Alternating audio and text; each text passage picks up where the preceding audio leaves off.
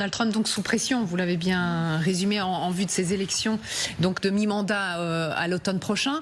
Et Sonia Dridi, on a parlé il y a un instant depuis Washington. Effectivement, il y a quelques conseillers de Donald Trump visiblement qui lui demandent à terminer cette guerre au plus vite. Nivine Potro, ce sont des informations du Wall Street Journal. Exactement, ils sont de plus en plus nombreux dans l'entourage de Donald Trump à l'inciter à mettre fin rapidement à cette guerre en invoquant plusieurs raisons. La première, ce sont les prix de l'essence qui flambent partout dans le monde, mais en particulier aux États-Unis. Le prix du gallon d'essence a augmenté de 30%.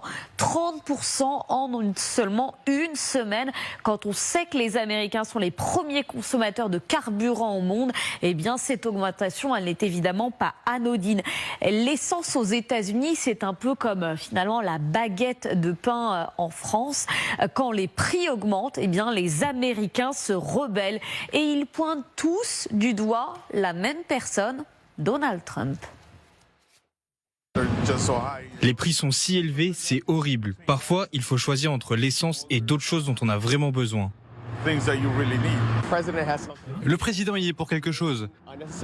Il prend des mesures inutiles avec d'autres pays, ça contribue à l'escalade des tensions. Je pense que tout ça, c'est très certainement lié à la guerre en Iran.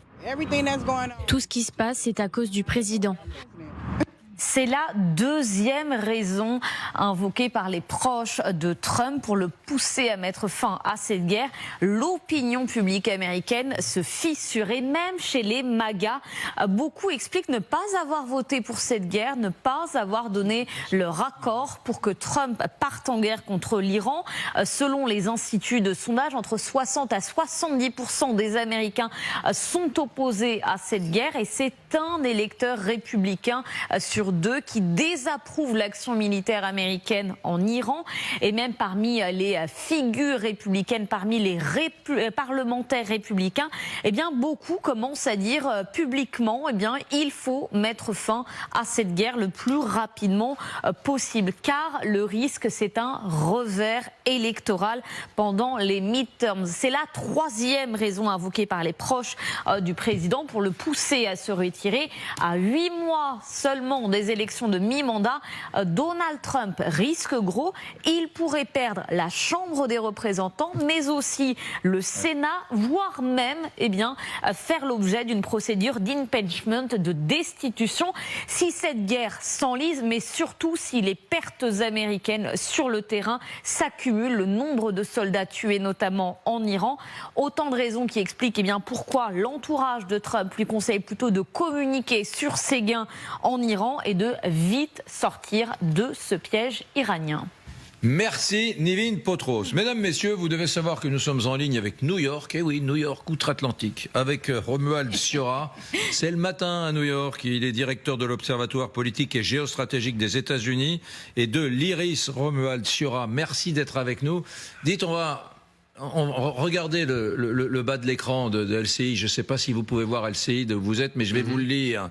Et si le régime des mollahs ne tombait pas? Romuald, on est obligé d'envisager cette possibilité aujourd'hui. On ne peut pas faire comme si on était convaincu que dans 8 jours, c'était terminé. Et si le régime des mollahs ne tombait pas? Et si donc Trump devait rentrer, la magnifique armada devait rentrer aux États-Unis, en quelque sorte bredouille. Quelles seraient les conséquences pour Donald Trump? On est un peu dans quelque chose, mais qui n'est pas si science-fiction que ça, Romuald.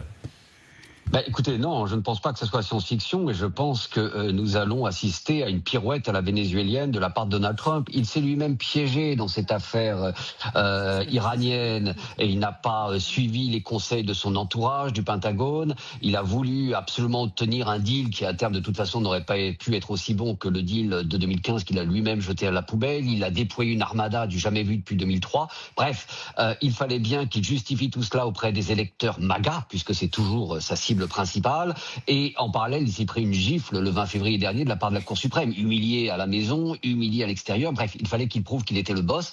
Donc, sans aucune stratégie, il est passé à l'action, une guerre inutile et, comme vous l'avez dit, qui visiblement ne peut mener, si ce n'est à une défaite en tout cas, qu'à un retour aux États-Unis bredouille. Quelles sont les perspectives? Continuer à bombarder? Visiblement, le régime des Mollahs tiendra. Il faudrait donc déployer des troupes au sol. Et là, c'est évidemment une perspective qui ne peut pas être réaliste. Il y a déjà eu, comme vous l'avez dit, de nombreuses pertes, plusieurs pertes de soldats américains. Si celles-ci continuent à augmenter, cela va être catastrophique. Donc, je m'attends personnellement à voir Trump, et d'ailleurs il l'a amorcé hier, à nous faire, comme je disais, une pirouette à la vénézuélienne, du style j'ai obtenu ce que je voulais, l'Iran me mange dans la main, nous avons accès au pétrole, nous avons le deal du siècle, c'est formidable, maintenant on arrête la guerre et on passe à autre chose. Effectivement, comme cela a été très bien dit par l'une de vos invités, nous sommes à quelques mois des midterms. Bon, celle-ci de toute façon s'annonce perdue d'avance. Il était quasiment certain que le président perdrait la Chambre, mais ça c'est un petit peu une tradition pour le pays, le parti au pouvoir aux États-Unis avec les midterms. Mais n'oublions pas que l'objectif de Vance et de Trump était probablement de contester le résultat de ces élections. Si l'hémorragie électorale s'il s'agit d'une hémorragie, s'il ne s'agit plus de quelques sièges perdus à la Chambre, mais de dizaines, voire d'une centaine de sièges, le Sénat perdu, il sera beaucoup plus difficile pour eux de contester. Donc Trump a tout intérêt aujourd'hui à faire machine arrière, puisqu'il il fonce vers le mur. Le pétrole, l'essence augmente. Ses électeurs se sentent floués par un président qui avait promis de ne pas entraîner le pays dans une de ces guerres style Irak, Iran. Et donc, je suis convaincu que d'ici quelques heures, quelques jours, une semaine, 10 jours au plus tard, Trump va nous annoncer qu'il a obtenu ce qu'il voulait et crier victoire.